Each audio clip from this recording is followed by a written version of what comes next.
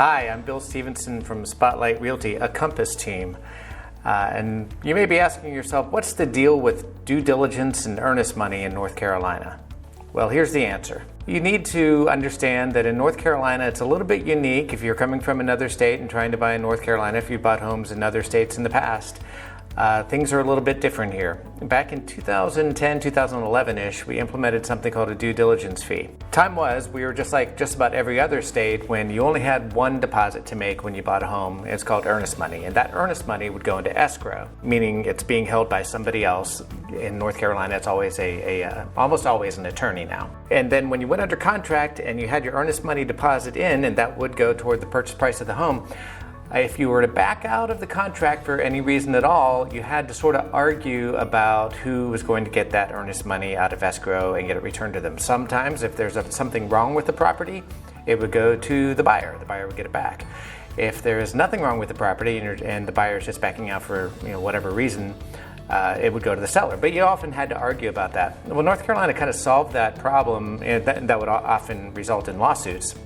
North Carolina solved that problem by separating the deposits into two.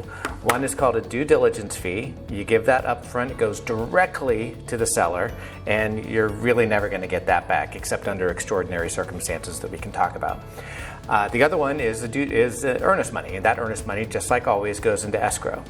The interesting part about this is if the buyer backs out, then they have a due diligence period. It's a negotiable period, and by the way, the due diligence fee is also a negotiable amount. It varies based on the popularity of the home and what kind of market we're in, if we're in a buyer or seller's market. Now, in North Carolina, when you back out of a transaction as a buyer, if you back out during the due diligence period, which is typically around 3 weeks, but again, it's negotiable, you definitely get your earnest money back, but you never get your due diligence fee back.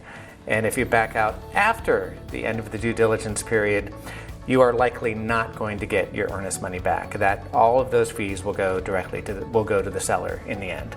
So, to recap, what this means is it used to be you had to argue about why you were backing out, and that really mattered a lot. Now it doesn't matter at all.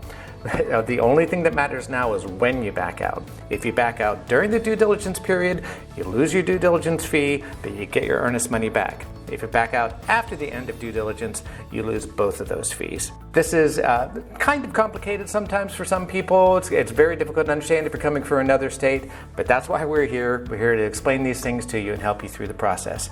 Give us a call at Spotlight Realty and we'll get you started. Thanks.